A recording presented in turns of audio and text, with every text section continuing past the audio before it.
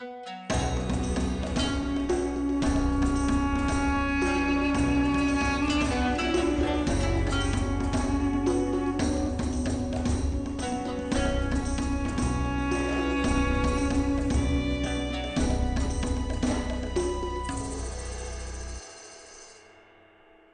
break time.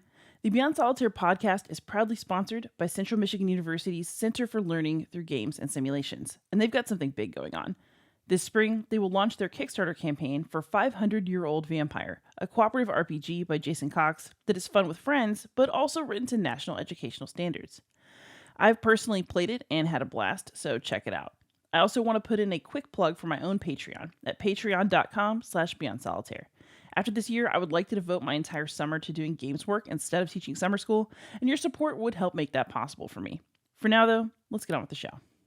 Hey, gamers, this is Liz Davidson from Beyond Solitaire, and for yet another return, because we had to have him on season 6, I got Jason Perez of Shelf Stories. How you doing, Jason? If you're watching the Zoom call, I'm holding up the 6, everybody. 6 seasons of Jason and Beyond Solitaire. Yo, my peoples, what's up? What's up, Liz? Not too much. It's been too long since we hung out, since I haven't seen you since PAX. PAX, which was like as we record this 3 months ago, and it's too long, man. We gotta record game reviews. Let's do some game reviews. Like this, all this like hoity-toity intellectual stuff is fine, but like let's have fun. You know me and my navel-gazing tendencies. Yeah, right. So we did get together for a very nerdy task, which is that Jason and I both read a recently released book called Playing Oppression. And this is by Mary Flanagan of Dartmouth. And how do I say his name appropriately? We're going to go with Mikhail Jacobson. That's fine. Yes, we're American and we're just going to ruin everything. Sure. But he's at MIT. I am showing it here. There we go. Mikhail Jacobson. I'm showing it on the camera right now. Both theorists of board games. This is not their first work. I think there's their first work together, but they definitely highly decorated, published people. Mary has at least been on your show. Yes. I don't know if the other one has. No, so these are board game academics who have written a book called Playing Oppression, and it's about a lot of themes that if you have been in the hobby long enough and enjoying conversations about colonialism in games long enough, you've actually touched on a lot of the things in this book. So we're going to talk about it and kind of talk about what new things it brings to the table, whether help you decide whether you want to read it, kind of pull out what was interesting in it. This is a review, people. We are going to get into the guts of this thing. We both read it. We both, kind of processed it. And we're going to give our honest thoughts. Full disclosure, it's a small circle, and I just did a chat with Mary Flanagan. We did a colonialism and board games chat kind of based on her book. And she's coming back on the show in a couple of months to do something else. So it's like we have these relationships. So disclosure, where we have these relationships, but we're going to do the best we can to provide an honest perspective. Yes. And that said, I do want to say I'm very happy to see academics interacting with hobby board gamers more. Yeah. That is something that I personally believe should have happened much earlier. And I'm very glad that it's happening now because, I'm post-ac, right? So I've lived my life like with academic training, but not in academia at this point. And I see some of the most lively discussions on these topics happening on Twitter. Yeah. In a forum somewhere, on somebody's blog. Like, and so, it makes me really happy to see like my worlds collide because I think they should actually. I think we've got things to say to each other that matter. Right. And so this book is a contribution to that discourse. And we're going to assess what the contribution makes. As I was saying to Liz before, I think of this book in 3 different levels. On the one hand, they are tracing, so the subtitle is The Legacy of Conquest and Empire in Colonialist Board Games. Focus on the idea of legacy. Like this goes back. So they go back to the beginning of board games. They talk about the earliest board games like set and chess, and they go through games that were made in the medieval period and the Renaissance period. Like it's not like comprehensive. It's not like a huge tome, but they give you a paragraph or 2 and they give lovely pictures of the Mansion of Happiness and Snakes and Ladders or the original iterations of it. So there's a level at which this is like a history of board games from whatever colonialist perspective it is. So they're picking. It's not every board game, but it is. There's that level at which you're going to enjoy this book, and then they are going, because they're scholars. They bring in some scholarship, and we'll talk about that after that. And then the final level is they say at the very first chapter that they don't just want this to be an academic tome, that they want to achieve some kind of change. They want to forward the conversation. They want to chart ways in which we can get new games and kind of deconstruct some of the colonialist paradigm. So 1, 2, 3, we're going to try to do the best we can to hit all those points. So let's start. History, your history buff, Liz. Did you have a little bit of fun kind of seeing the historical trace that this book engages with? Yeah, so this book is basically split into two halves. For those of you who haven't read it, there's kind of like the history background half, and then the let's talk about modern board games in this context half. So there's a lot of historical contextualization here, and I thought it was pretty good. It really hits on some of the kind of important aspects of how colonialism has infected gaming from early days. So, for example, Snakes and Ladders originally had some quite spiritual elements, but it got sort of reprocessed by British commercial interests. And it was then an Indian game. It was based on an Indian subcontinent game. It is. So not the American Indians, Amerindians, but like actual Indian subcontinent. And it had there was a conscious sense that like they were educating, like these were educational tools. And so the original sense was like, okay, we are going to educate in Hindu virtues, and and it's going to have that kind of tilt to it. And then British come in, they appropriate, they do the things that we've talked about many, many times. Yes. And they reproduced the game, which eventually we've come to call Snakes and Ladders. And it was kind of recast, which cultures do, to a more Christian virtue-centered lens. So like you go up, the snakes represent vices. And the ladders represent, kind of your ladder up in virtue away from the snakes. Right. Or you end up with something that's kind of not having much of a value set at all. It gets presented as purely for entertainment and then sold back to people in India. So it's like, oh, let's just sell back these people's own game, but like stripped of its cultural meaning. Great. Right. Commerce. So overall, I thought the analysis of British colonial gaming and mechanisms was really interesting. However, there was also one big omission that I want to bring in. So we're already starting. Well, okay, it's actually a person who got it omitted. So if you search for British colonialism board games in like Google Books or anything, the very first hit is Megan Norch's Gaming Empire. And I actually had her on episode 35 of this podcast. And so I looked for her in the bibliography and she was not there. Ooh. And so if you want to get a really interesting read on games, puzzles, etc., and its impact on British children, that's actually, I think, the best place to go. So Megan Norch's Gaming Empire, I'll link it in the show notes. Sure. But this book covers a lot of the same ground. Mm-hmm. And so I really enjoyed the discussion of not only, looking how, colonial empires like co-opt people's culture and then sell it back in kind of deteriorated ways, but also that's a little strong, right? I mean, like reinculturated ways, like reflecting the cultural values of European culture, capitalist culture, all that kind of thing. Yes, although I'm a historian, so I'm no, give me the original. No, fair enough. But the other thing that I thought was really good is they had a good discussion of how British games meant for British children. And this is, again, I would actually think that Norch's work is a fantastic place to go on this. But it talks about how the mechanisms and the themes basically teach British children to become little imperialists. So things like travel narratives and depicting people in other countries as just sort of like these amusing things that you can go see as part of the grand tour of the world from your British perspective. Those sorts of things popping in from an early age do impact the way that you see the world and how you see the world as existing for you. Mm-hmm. And so it was just a really fascinating way of kind of putting together a lot of what I think that we like to say about historical tourism in games now. It kind of harkens back to discussions that you and I have had about modern games. But it really brought home the point that I think that you and I are always trying to make, which is that there's no such thing as just a game. Like all games are cultural artifacts. All games say something about how we see the world, what we think is normal, what kinds of mechanisms we naturally would be inclined to use to interact with the world around us. And so this book makes a really nice case for how British colonial era games actually brought children into that same culture and made it normal to just kind of plunder other countries and just use them for trade and see people in other places as exotic. And, that starts in the drawing room at home when you're 7. Right.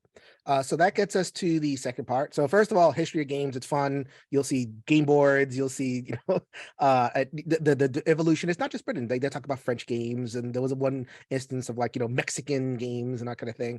And so we'll get to that in a second. So fun history, kind of survey of where we've been and where we are now. Now we're getting into the kind of central scholarly thesis of the game of this book. So as Liz said, this game utterly rejects the notion of it's just a game, right? And that's kind of part of the deal, right? That's part of the cultural conversation. Like, you've been in these conversations, Liz. What do you say? What comment comes out? It's just a game. We're thinking too much of it.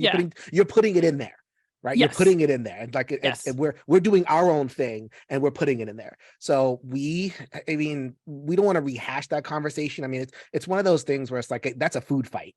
Yeah. You either kind of believe it or you don't. And we're trying to make the best case that we can. This book kind of helps with that. That's one of the real virtues of this, that games aren't just games, that games reflect culture and games recreate culture.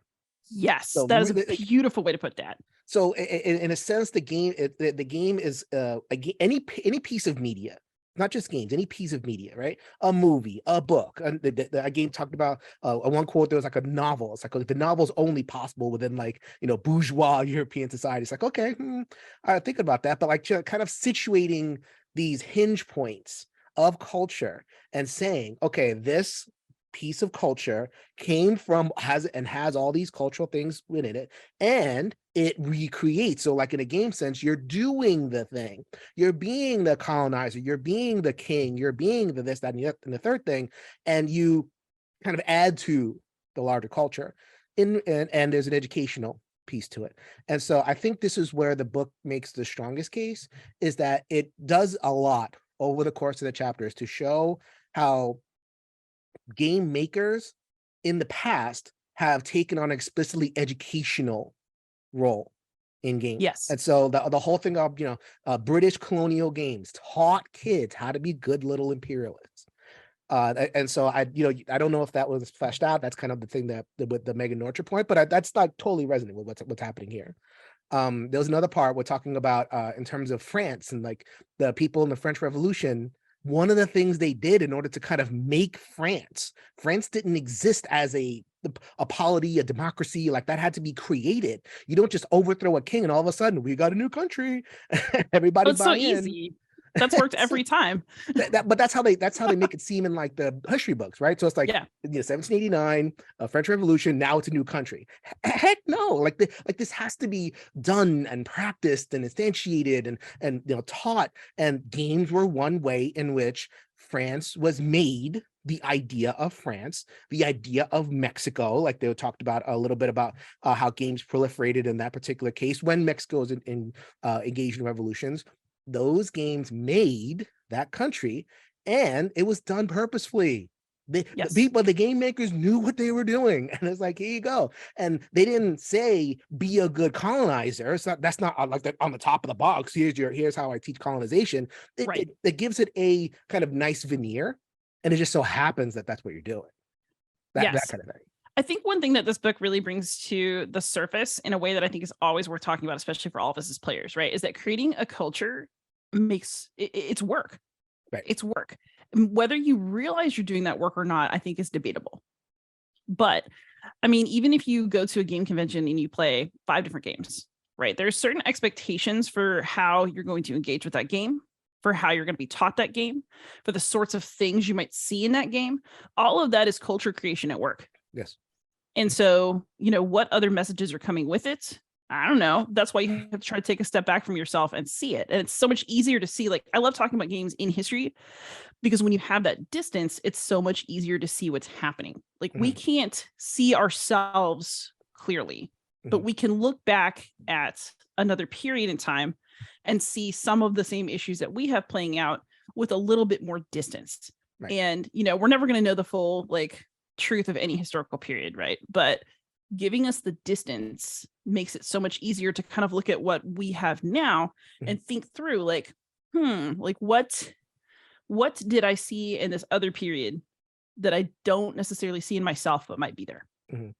So speaking to the it's just a game crowd, because that's kind of the shot against the bow, right? Like in terms of whatever changes is making, it's like trying to educate people, a way to criticize that paradigm and try to adopt this more kind of holistic paradigm. I pose it that it is on the it's just a game perspective to answer the question, where does culture come from? Okay, it doesn't come from games. It doesn't come from movies. You're not influenced by it. People make their own decisions. Well, where does it come from? And so like you have to answer that question. So it's like we're answering the question. We're like, okay, why do we have these games? Why do we constantly get these colonialist games? Why do we constantly get or games that exoticize, right? The Yes. outsides. We could talk about like where do these things come from? And so we're answering it. You may not buy it. It's like, okay, fine, but then let's hear your perspective on, okay, where do these ideas come from? Does it descend from the sky? Was these or I think there's an idea that like, okay, culture is kind of always this way. European Right. culture always has done this, and it's kind of like a time memorial thing, which 5 minutes of reflection, or maybe not 5 minutes, that's being dismissive, but just a considered reflection of that thesis kind of, I think, falls apart because Yes. things don't come from anywhere. Like we do it, humans do it, and not just like powerful people or certain artists or whatever it is, like great men. We all do it. And we Yes. all do it. Either we're making the games, or we're playing the games, or we're doing what you and I are doing, a broadcasting about the games. So we're all involved in this culture process, and games just so happen to be one from among many, many different fields. So, Yes. just the idea that, like, I think maybe a culture person, kind of imagining that back and forth, they might say, "Well, it's a game." Right? Other things do it, movies and books, but games are just games.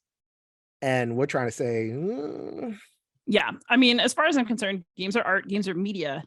And just as you can have kind of like a trashy, no, my air quotes, like grocery store checkout aisle book, and you can also have like Proust or something, I feel like gaming is the same. Like you have the games that are ostensibly just for fun, but do communicate things about our culture, whether we realize it or not. And then you have things that are kind of heavy, meditated statements about culture, but they're both culture and they're both creating gaming culture. right. And, we're all part of this process. And so accepting your role means that you can do something about it as opposed to just kind of thoughtlessly flow along with it. Mhm. So, okay, so the book is trying to make this point. It is trying to do so doing in the scholarly way. It is like Liz is smiling if you're not seeing the Zoom call. It is quoting the very familiar theorist if you are, if you've been to grad school in the last however many years in any liberal arts program. So I haven't been in a little while. It's been, I think I graduated with my undergrad degree in 2001. And I haven't like been steeped in like the latest cultural theory since then. So, but I remember like Franz Fanon and Edward Said, and there's a couple other names that I recall. But things have developed, and Liz, you had noticed some of the other names that have popped up. Yes. So this book makes a lot of references to, and it's been a while. I've been out of grad school for 10 years now, but I still recognize the names. I was proud of myself. It stuck. But there is an entire branch of theoretical work that focuses on what's called post-colonialism. And so post-colonialism is basically the study of how former colonies respond to the impacts socially, intellectually, materially of having been colonized. And one phrase that comes up a few times in this book, or a term, is the subaltern. So the subaltern is basically, I didn't even know what that is. Yeah. So basically it describes like lower social classes and social groups that have been displaced to the margins by an invasive colonial power. So in an imperial situation, somebody who's subaltern would be a native person who has had their agency reduced, if that makes sense. Yeah, sure. And so, like natives and reservations and displaced, yes. you were elite in the old South, but now you're kind of a lower class in the new place. Yeah. Yes. And so there's like a, oh God, what's the article? It's called something like Can the Subaltern Speak? And basically there's a whole bunch of kind of philosophy, I would call theory modern philosophy, right, happening about these topics and oppressed peoples, and like asking to what extent has their actual voice and ability to assess themselves and their culture been elided by the fact that they have been colonized. And so when you talk about post-colonial stuff, you're talking about, can the subaltern regain agency? How do they now view themselves? How do we break away from that sort of colonial period and do our own thing? There's like a whole lot of, it basically studies the continued dominance of the West and the West way of defining things, knowledge, culture, but in a world where we might like to kind of walk back from that. Do you feel, in your opinion, because I mean, this is a review, we're speaking to different audiences. We have audiences that are well read, they have 17 grad degrees, and they'll eat this stuff up. We also have gamers that just want a game, and a lot of gaming is college educated, but they're not necessarily educated in post-colonial theory or whatever. Did you feel this book was accessible to both audiences? Do you feel it was pitched to either one of those audiences, or something else is going on? What do you think? Ooh, okay, this is interesting because I feel like this book kind of hit, it was almost like an awkward middle, if that makes sense. Like it kind of depends on what knowledge base you're coming in with. Okay. If you were an academic and you know nothing about board games, I think that this book would do a lot for you because it would give you a sense of the modern landscape, but in academic terms to help you understand, okay, maybe this is important, I should take it seriously. So I would say that is the most potent possible audience for this book. People who understand the theoretical underpinnings, who understand the little linguistic and argumentative tracks that this book takes, because it felt like going back 10 years when I read this book. Like I was just I would have wrote this term paper. I understand exactly how this argument is going to proceed. I understand exactly how they're going to make it. Like it almost felt like doing a dance where I actually already knew the steps and I didn't realize that I did until I started dancing. Well, you're in a different hall now, like you're doing it in a different hall, which is the gaming hall. Yeah, it was very weird. Not in a bad way, just really trippy, because it was like my worlds were colliding in a funky way. But I think that if you're an academic and you want to understand how we could talk about gaming in an academic way, this book is rock solid. Right. I think if you are someone who has no idea about the academic side of things, I don't think that should stop you from reading it. I think that you'll get enough out of it, but you should be aware that there are going to be times when you're like, what are they talking about? Yeah, subaltern. What is that? I totally missed that. Yeah. And so like that can be a little bit awkward. But I don't think that should stop you, because frankly, the way that I made it in academia is just by continually reading things I didn't fully understand until I'd seen it enough times that I had context for it. You got to start somewhere. And so I actually think Playing Oppression is a relatively decent place to start. Just make sure that you're looking at so the other trick, right, to reading academic books is that you make notes of names you don't know, you look at the bibliography, and you decide if you actually care enough to track it down. So, because in academia, because the interreferences, the intertextual nature of it is that you can't just read one book and like feel totally grounded. You have to read around, and then as things start going in circles, you realize you've created like an intellectual net where you can catch everything. So I would actually say that go for it. It's not going to hurt you. And the other thing that was weird is that I kind of felt like, for me, as somebody who's kind of been in both sides, like thinking about board games at a fairly high critical level and having been in academia, the book felt so familiar that it was almost more of a repackaging of things that have already happened for an academic audience than a totally new venture, is how I would say. So like, I would say that somebody like Dan Thoreau would probably read this and be like, yeah. Or like somebody like Cole Worley probably read this and was like, oh yeah, okay. But they would say something like, thank you for saying it in a shorter way that's under 200 pages kind of thing. Yes. Yeah, this is short. It's a good intro to the situation. So like, I wouldn't read this expecting like a complete everything's flipped on its head and my life is forever changed. But I would read this and look for, okay, this is a really good overview of like the situation as it stands now, both in terms of historically why this is important, and also in terms of games mentioned, like what are some of the little landmarks in our modern gaming culture that you need to hit and know about. So this brought up Puerto Rico. This brought up Archipelago. A bunch of like the sort of classic little, modern hobby games that people have expressed discomfort about over the years. But they're all kind of brought into one place as examples in this book. So if you want like the full overview, instead of having to read 5 million different board game geek conversations and arguments on Reddit and tweets, this is where you go. Right. Okay. So I'm glad you mentioned that. Like this game is, or this book. I keep on saying this game because we're so used to reviewing games. Now we're reviewing a book. That's what we do. So this book is I think it's coming from an academic tradition and some way speaking to an academic tradition and kind of like inviting people along into an academic conversation, doing things to kind of make it more accessible. So it's not like a weighty academic tone at all. Like I commend it for being, quite readable. And I think, people who don't have that academic background will get something out of it. They won't get everything, but they'll get something. I think one of the weaknesses of the book, and this is kind of getting into that kind of last level of, okay, this book is academic and in a way it kind of preaches to the choir a little bit. In order to get change, you have to kind of branch out and speak to different audiences and kind of convince them. And so one thing where I wish the book could have done a little bit more was hunt bigger fish.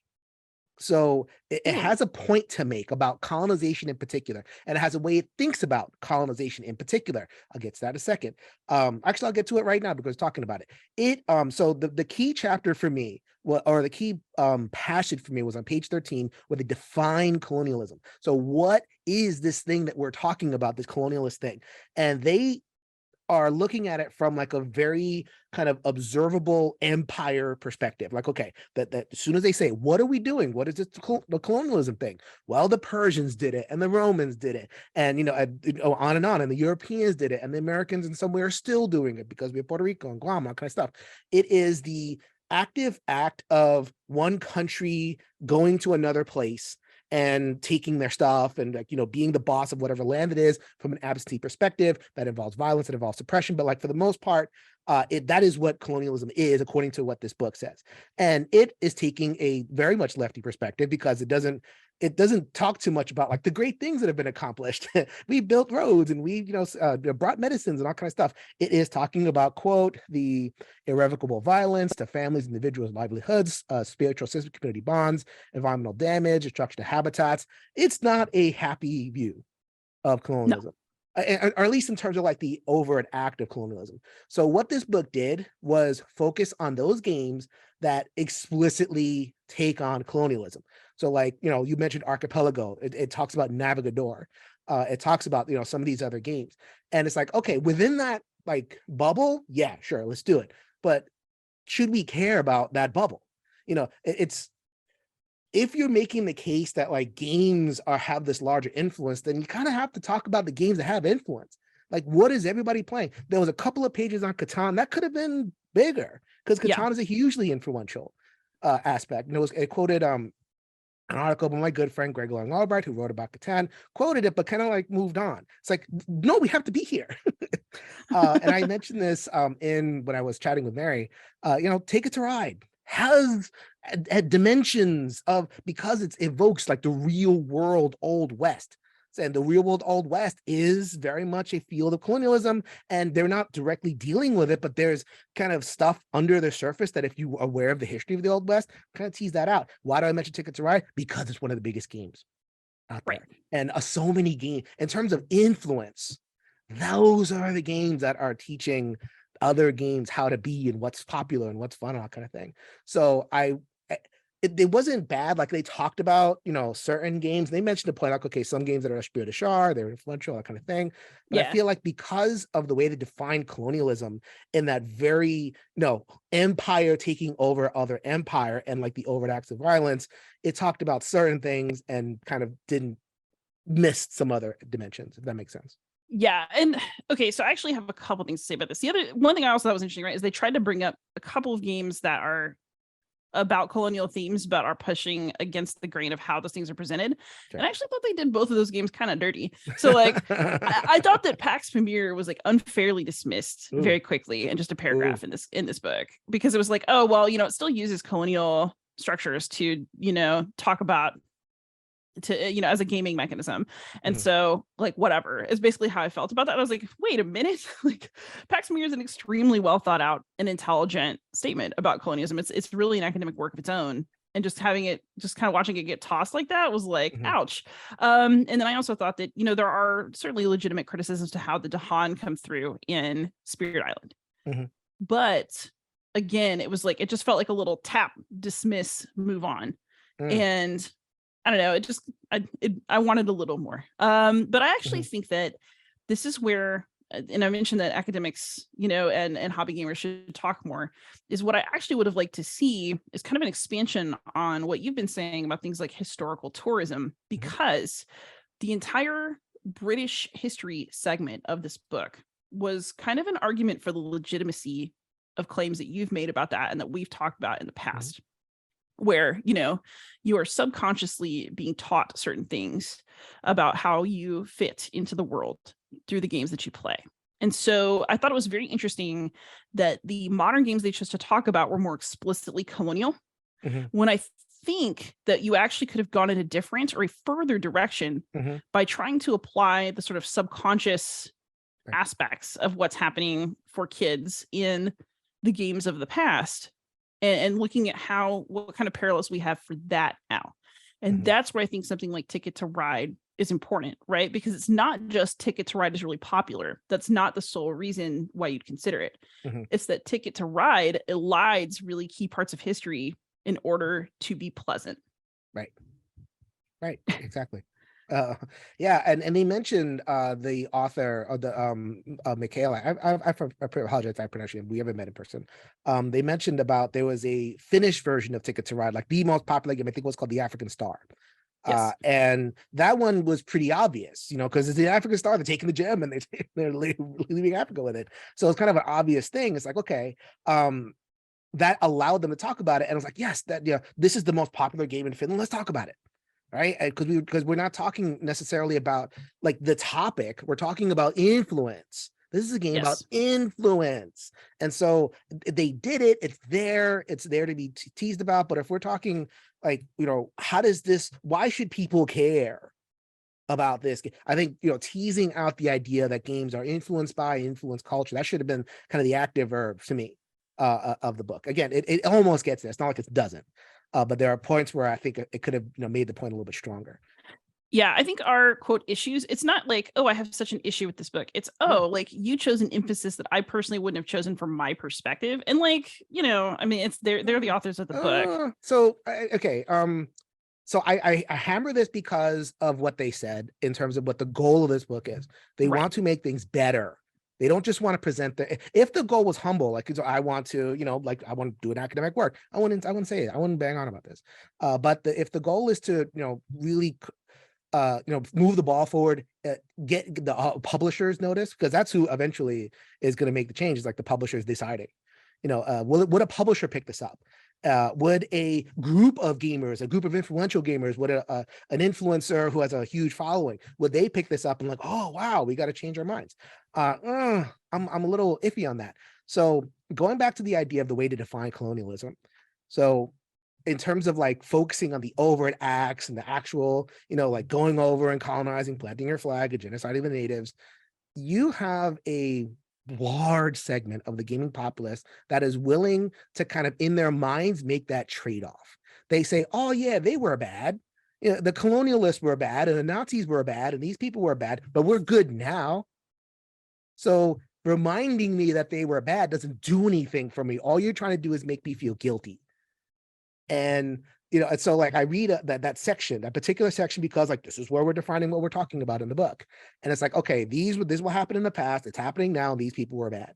It's written in a way that lets people off the hook, and that lets them say, okay, these are the bad people, I'm not the bad person, so that just doesn't apply to me. And Ooh. so oh, I did something. No, I see your point. I think Okay. it's a good point. And, Yeah. and so like still, and believe me, and this is born out of like years of cultural criticism at this point. Like Liz and I have been in this game for a little while now with multiple videos, and hearing that pushback of like, it's so like you can make all those points and it's a huge structure, but it's so easily dismissible if it's just at the level of like, okay, these people did bad things. Okay, so how do you fix that? You fix that by really widening the scope and bringing in the full sense of what colonialism is and how it impacts. It is not just a bunch of powerful people did a bunch of bad things. It is an entire cultural system. It is a system of education. It is a system of, it's basically like a story generator. Like, I mean, the colonists did what they did because they thought they were good. Yeah. I'm the hero. you know. And this book plays with that, but it doesn't, to me, it doesn't really hit that point home. Like, okay, no, we're doing a good thing. We're bringing the the civilizations of the natives and all that kind of thing. So when you're in a game, it's not that you're playing a colonialist. You're encouraged to think that I'm the hero. The colonialist is the hero. I kind of wanted more analysis of like that aspect of games as like, I am the hero now, and Yes. teaching that the colonialist, the Nazi, or whoever you're talking about, the warlord, the magnate, the robber baron, is the hero, and how much that has a wide cultural thing. And when I think as a person, as an everyday person, that these people are the heroes, then that influences the larger culture. That make I'm No, piecing this together, so I hope that no, I like the way you're piecing it together. It makes a lot of sense. And the other thing it kind of made me think of that I had meant to mention, like I didn't take notes, but this was like a mental note that I'd had, is so the other thing I noticed that was very interesting about this particular book, like as an academic work, is so, my PhD is in ancient Christianity. And so I read a lot of things just that people argue about, okay, so is it okay to call a heretic just because ancient Orthodox Christians did? And how do we change our identities? And, what point of view are we looking at things from? But nobody ever like looks at religious violence from this period and is like, those people were bad. This was oppressive and bad. But I noticed that there were statements throughout this book that were things like, oh, if you thought the cover was bad, the contents are worse. right. And I was very fascinated by that, not because I disagree on an emotional level, right? But because it represents kind of a different turn in academic discourse. Normally, at least in my experience in books like this, the value judgments get held and you try to hold back and just like have this kind of, even though everybody's always biased and everybody always has a direction they're going, there's a certain pretense that you're just merely examining something under the light. And that didn't happen in this book. And that's not bad. It's not good. It just is. But I think it's very interesting that we were willing to have some value judgments in here, but not go as far as you want it to go. It makes this book easy to dismiss if you don't agree with it. So it makes this like okay, someone's reading who doesn't have the perspective, they're reading the book and saying, okay, they're calling oppressors bad, they're using value judgment language, this is their perspective, that's not mine, I don't have to think like them. And you kind of say, okay, that's what happens with value judgments. Okay, that's what you think, that's what I think, we're going to go on out about our day. It's not how you get change. If that's a goal, the goal is to get change and to convince minds, persuade people. That ultimate goal, that's how you get change, is persuasion. So I don't agree with like the former way of doing it, of like, let's just present a whole bunch of academic theory either. I think there's a middle way of like, okay, let me present different facts. I'm still going to talk out of the facts, but I need to present different facts, right? And present facts differently, and get into how the other person sees things, see what their facts are, see what facts they're seeing, and then try to deconstruct some of that stuff that way, or help them see what they're not seeing, which would help them make some links. So I spoke about the hero part, the story. I think that was something that could have been emphasized a little bit more. The other part, and this is a huge part, and I find that it was in there in spots, but like not where it needed to be, which is front and center. What is colonialism? Colonialism at the end of the day is policies and law. So when a colonialist goes to a place, they don't just like win a bunch of wars and then that's it. They set up the laws. They restructure society. They institute power structures, and they institute ways of enforcing those power structures. So I'm going to make a whole video about this because I think this is a really important point that very few people understand, because from a place of privilege, it's hard to see. Violence is violence. Violence is not oppression. Violence is the individual acts, and gamers can kind of do whatever they want with it in their heads. It's fun to be violent in games. Okay, fine, violence. Oppression is a whole nother level of colonization and colonialism. What is oppression? Oppression is the constant pushing down of peoples through enforcement mechanisms, through law, through cultural norms. It happens on the every single day. It is a difference between a romp, kill all the orcs, and a game like Papers, Please, where it's like, I'm doing the violence, but I'm doing it by just demanding someone have their papers. And if they don't have their papers, then they're out, they're excluded. Right. And this, in a way, colonialism is about following the rules. And that parallel should be with games all the time. What happened? Why are you getting excluded because you don't follow the rules? Colonialism is another group gets to make new rules. Yeah. Well, I think that's what makes expressing thoughts about colonialism through games extra interesting, Right. because in order to play a game, you are implicitly agreeing to follow the rules of the game. And so if the game is structured, like, once you decide you're going to play colonialism, you agree you're going to play by colonial rules. Yes. And that's, emotionally, historically true. But it also makes you wonder, like, okay, what are we doing in our games that we are asking players to implicitly accept as the norms? Because that's where it's hiding. The workers can't win in a game. It's against the rules. Guess what? The workers can't win in colonialism. It's against the rules. And so in a game, there's no pushback, there's no agency. We talked about, or like many popular kind of, and I focus a lot about workers, but you can kind of do it other places. I'll focus on workers. So in the game, it's literally against the rules for the workers to win, because the workers aren't even people, right? They're just like little like resources, right? So it's against the rules. In a colonialist perspective, the workers are the same. But if you're an indigenous population, you're a worker. You're there to generate value. And if you try to be other than that, well, that's breaking the rules. And this is not a game that gets enforced. And that's how you bring people back within the bounds of the game. Right. I also think that these sorts of conversations are especially topical now. And like, I'm just going to go here because it's my podcast. I can do what I want.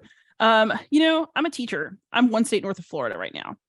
If you think that it's ridiculous and just silly to be banning books and making it a class 3 felony for a teacher to lend a book to a student that a parent disapproves of, to try to limit what books kids can bring to school themselves because maybe they'll expose someone else to something else, these are setting the rules that lead to future problems.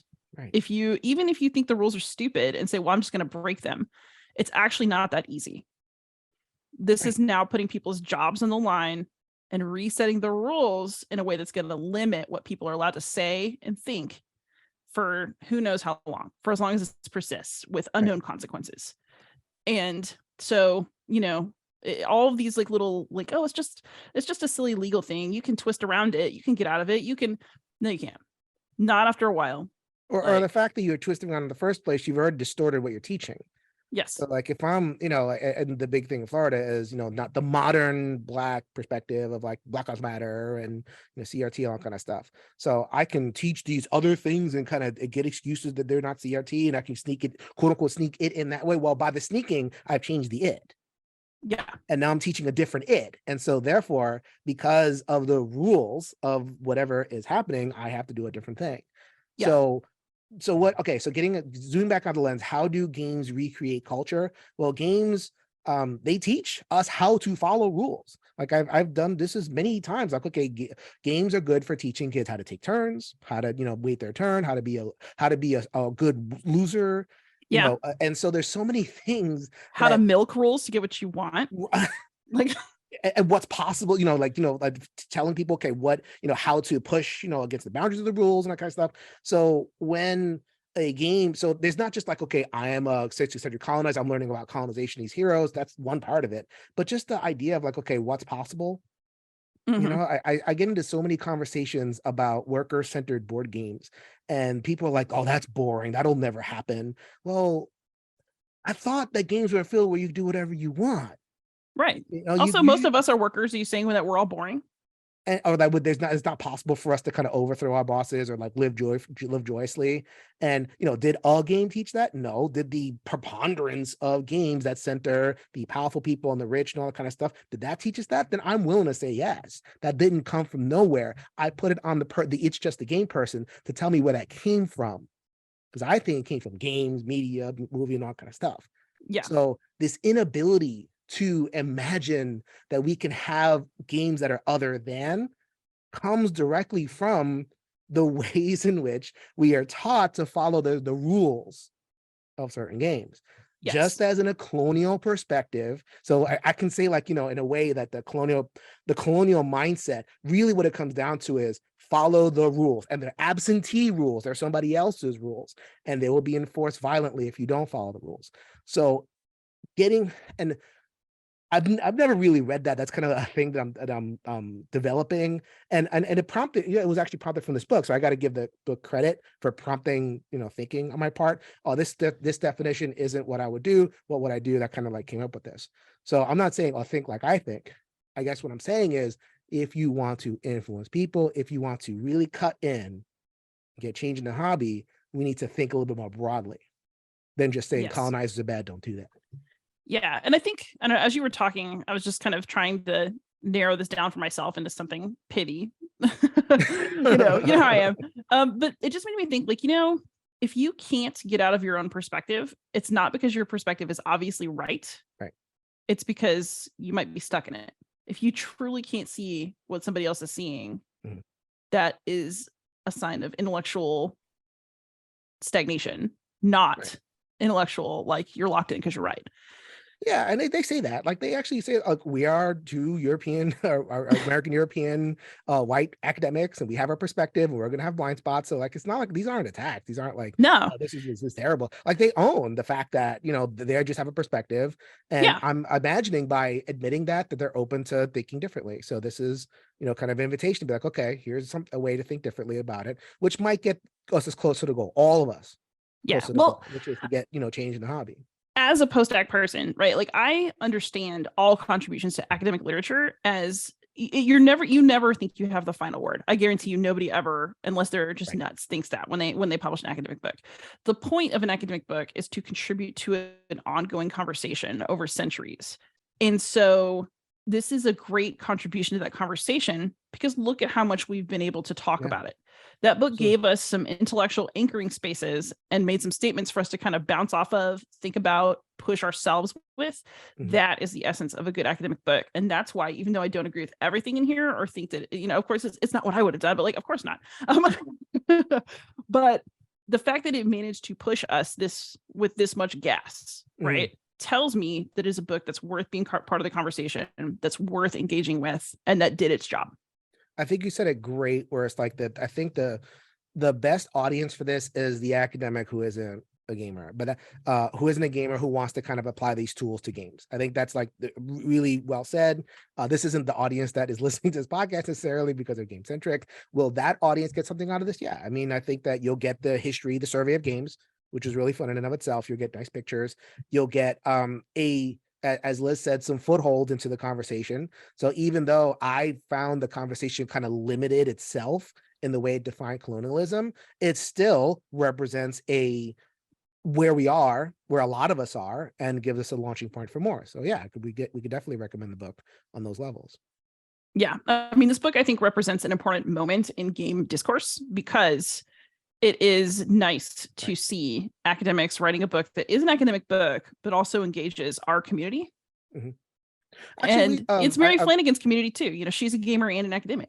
And makes games. She we don't know it because her games aren't in like Target and get that million copy print runs. But yeah, no, they she's part of a outfit. I forget exactly what it's called, but they make plenty of games, like social games and educational games. One thing we should mention is that last chapter, you had glanced at it because you mentioned Spirit Island and a couple other games, but they do talk about a whole bunch of games, and they mentioned the Zenobia Awards, and they mention Stonewall Uprising, and they mention kind of a lot of the other games that are kind of bubbling up.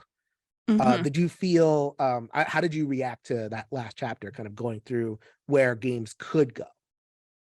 I just wanted more, but I think that that's the nature of, like, they put their investment in making sure that the grounding was there, and so now it's up to their next book or somebody's next book to kind of pick up the ball and keep running.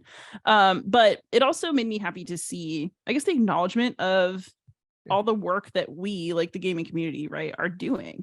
And it, I'm really excited by Stonewall Uprising. I'm really excited about a lot of the games that are coming out. I think that we're entering a really good age for historical games trying to push in different directions, and that they are aware of it too, and that they're hitting the right pulse point, that, this is where we're going to move forward. If you want change, this is where it will be. And Yeah, I mean, it goes back to kind of my influence point. Like, okay, these are very small games, so it's like to kind of you got to be really careful when saying, okay, this is the possible future of the hobby because, I mean, the possible future of the hobby is like Kickstarters and $1 million things and everything. And I wish, kind of being a little bit more honest about the fact that okay, it painted a sunny picture of what's on the horizon, but I think it could have done more to be like, okay, this is actually what's happening in terms of like the influential games. We're still getting chainmail bikinis on Kickstarter. We're still getting the Archaeos Society, which this book was finished in 2021. Right. 2023, we got the re-theme of Ethnos. Ethnos is a game that kind of has some, it has its fans from a couple of years ago. It's getting a reprint with a Indiana Jones researcher theme going around the world, scanning artifacts type thing. There's a Yeah. giant monkey statue on the face, and it's like, oh my God, here we go again. you know? So we're still getting that. And I think the book could have been a little bit more like, okay, no, this is the hopeful part. This is where we are. And the reason I say that is I want to help like the next generations understand that we got to put our bootstraps on. Like Yeah. you have to be in this for the long haul. It isn't just a question of, oh, let's, make other games and gaming what kind of like, flower that way. That's a part of it, but we're still in the poo when it comes to cultural appropriations and stereotyping, all that kind of stuff. And we gotta strap in. So it was a little bit of, again, going off of the idea, how can this book help? Yeah. Some ideas of like, okay, this is how the book could have helped, and this is how maybe future works built on this could help. Yeah. I mean, I absolutely see your point. I think what's happening there too, though, is that, I, as a post-act person who likes to talk about historical games, like I'm really drawn to those more niche games because I love talking about them because they give me something to grip onto when I'm talking. Right. If that makes sense. They're actually saying something. They give me a statement to interact with. I And think you're though, with the Adobe Award, so you're yeah, right in there. but the area where you're working is harder because it's easier to dismiss what you're saying about what you see. It's less concrete, and you could just be like, oh, it's just a theme. It's Right. you work in the territory where, Taylor Shuss is making a statement about, queer history. Right. You can interact with it because he said something. It's harder to interact with something that is saying something but pretends that it's not. And that's where the real insidious things happen. And it's also where it's much harder to get a grip. It's much more like protean. And it's much easier for somebody to rhetorically slide away from you when you're trying to Right. make a point about it. In a So way, yeah. I'm so glad you said that. In a way, I guess I'm saying, please help me. Can someone help me, please? I get a lot of comments, and this is a me thing. I know, but I think we're reacting kind of from our own perspectives. Like I get so many comments of people who are helpful and they're on the right tip, but they'll DM me. It's like, okay, I don't want to do what you do. Like I don't want to kind of go into the maw of the beast and deal with these, different these, kind of moderate perspectives, and I can't do what you do. And I'm thinking like, I can't do it either. I mean, I'm doing it, but it's exhausting. I had to take a 3-month break because I got so burned out. And I think the idea that like, because I have a philosophy of how to get change. And I think there's a lot of people on our side that want to get change. It is hard. yes, especially And because it what isn't just like, let me kind of educate people in my liberal perspective and people will hold on to. It's so easy for them to dismiss it if it stays at that level. You can't let people off the hook like that if you really want to get change. yeah. And I mean, I'll readily admit, like, I'm a relatively culturally comfortable white lady. Like, it's easy for me to not to say, oh, I'm not gonna let that get to me. That's not a huge deal. But in aggregate, it is. And, I have to do the work of kind of stepping back and be like, oh, wait. Like party foul. Right. Yeah. And yeah, I mean, it's a project that we're all engaged in. Like we said earlier, right? Every single person who plays games and designs games and talks about games, we're all contributing to gaming culture, and we get to make our choices about the contribution that we want to make. Every single person, from the person who's like just really mad on Facebook, to the person who sends a nasty screed email, to the person who makes a fake account on Twitter, and also all the people who are out here, trying to make critical content about games and who are trying to design thoughtful games. Every single one of us, wherever we are, is contributing to this culture. And so we all get to decide what kind of culture we want to have and who we want to be in this world of ours. All right, I'm good. I think again, but no, seriously, stepping back, I recommend this book for all the reasons that we said. It at the end of the day, it does continue a conversation. It does. Yeah. And I mean, if at the end, if you can come up with your criticisms, okay, and we do, but if a book contributes to a conversation, and so going back to like, okay, what would Dan Thoreau think? What would Cole Worley think? They'd be like, it continues a conversation. Boom, done. Go ahead and read. Yeah, I would guess that as well. I mean, you talked to Cole about this, so I'm assuming that you. But yeah, I do recommend that you read it if you're interested in these topics. It's a nice grounding. And then I recommend that you keep going, because reading one book is never enough. You got to read more. Start here, keep going. Anything else to say before we sign off? Where can be found online and all that? Season 6. We're looking forward to season 7 at some point. 8, 9, and 10. Hopefully. Not going anywhere. Absolutely not. And then you are still on the One Stop Co-op Shop. And are you updating Self Toys right now? I think when it came, so people know at this point, Puerto Rico 1897 is released. I won't say a lot about it because there's a whole other conversation in terms of printing errors and production issues that I just don't have anything to do with. So I just don't feel it's my place to kind of participate in that conversation. In terms of the thematic statement that it made, I think people are getting it. And my hope is that the product can kind of overcome some of those production issues, and we can get back to kind of talking about that Puerto Rico on that thematic level. So I kind of ended Shelf Stories. I'm like, okay, this is what I'm talking about, people. This is Shelf Stories. And if you don't think that's Shelf Stories, then go back and figure out what I am really about. I am not about games for a quote unquote tiny minority. I'm not about taking games away. That's the things we get accused of. No, I'm for games for everybody. And this is my thesis statement. And if you don't understand that, then, well, we need to talk about what is happening and not just what you think is happening, right? So that's where I kind of ended my active run of Shelf Stories. And if other stuff comes up, then I'll throw up the flag and kind of run it back. I'm also, I think I mentioned this before, we're still designing our People's History of the United States. It is now a card game, a pure card game. Who knows what it'll be? It might just be a mini fest in 6 months. But I visited Greg. We had a whole weekend design jam. We got a lot done. So it's happening. So we're feeling good about it. Beautiful. And I'll put your Twitter handle in the show notes. And everybody out there, hopefully you know by now, I can be found anywhere online as Beyond Solitaire. So please like, subscribe, comment, ask questions, and most of all, happy gaming. Hey, everybody.